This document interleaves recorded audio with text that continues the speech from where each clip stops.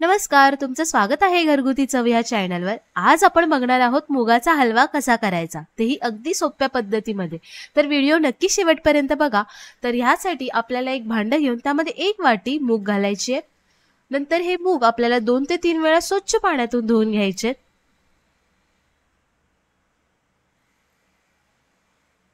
आता मूग धुवून झालेले आहेत. नंतर मी इथे एक कढई ठेवली आहे. ती चांगली गरम झाल्यानंतर त्यामध्ये मूग आपल्याला भाजून घ्यायचे. 3 ते 4 मिनिटांसाठी मूग चांगले भाजून घ्यायचे.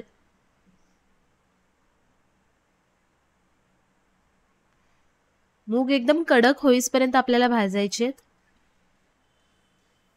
त्यानंतर आपल्याला मूग थोडेसे थंड झाल्यानंतर एक मिक्सरचं भांडं घ्यायचं आहे आणि ह्यामध्ये मूग आपल्याला वाटून घ्यायची, याची पेस्ट करून घ्यायची आहे. पण लक्षात ठेवा, मूग डाळ वाटत असताना त्याची एकदम बारीक पेस्ट करायची नाहीये.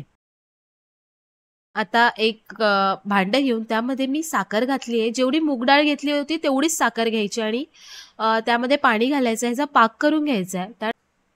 त्यानंतर आपल्याला यामध्ये केसर घालायचं आहे आणि वेलची पावडर घालायची. मी इथे पाव चमचा वेलची पावडर घातली आहे. आता ह्याचा चांगला पाक करायचा आहे आपल्याला.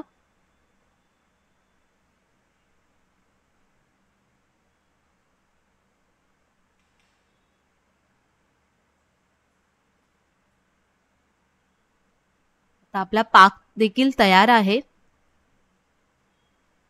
नंतर एक कढई घेऊन ह्यामध्ये तूप घ्यायचं. जेवढं मूग घेतली, जेवढी साखर घेतली तेवढंच तूप घ्यायचं आपल्याला.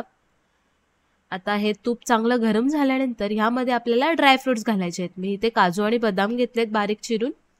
आता ह्यामध्ये आपल्याला ते चांगले भाजून घ्यायचे तुपामध्ये.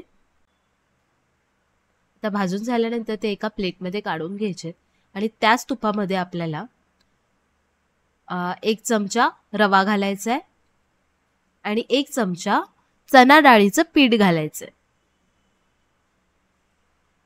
आता ह्याला चांगलं भाजून घ्यायचं आपल्याला आणि ह्यामध्ये मी इथे मूग डाळीची जी पेस्ट केलेली ना आपण, ती घातलेली आहे. आता ह्याला चांगलं आपल्याला भाजून घ्यायचंय. तर यामध्ये आपण साखरेचा जो पाक घेतलाय तो घालायचा आहे आणि ह्या सर्वांना आपल्याला अर्धा तास तरी शिजवायचंय. चांगलं मिक्स करून घ्यायचं सगळीकडून आणि अर्धा तास शिजवायचंय आपल्याला याला. असं थोडं थोडं करत मी पाक घालत जाते.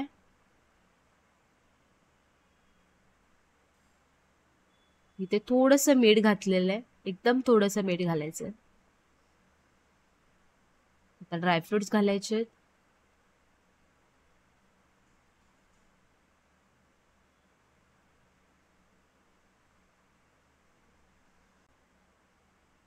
तर अशा प्रकारे आपला मूग डाळीचा हलवा तयार आहे.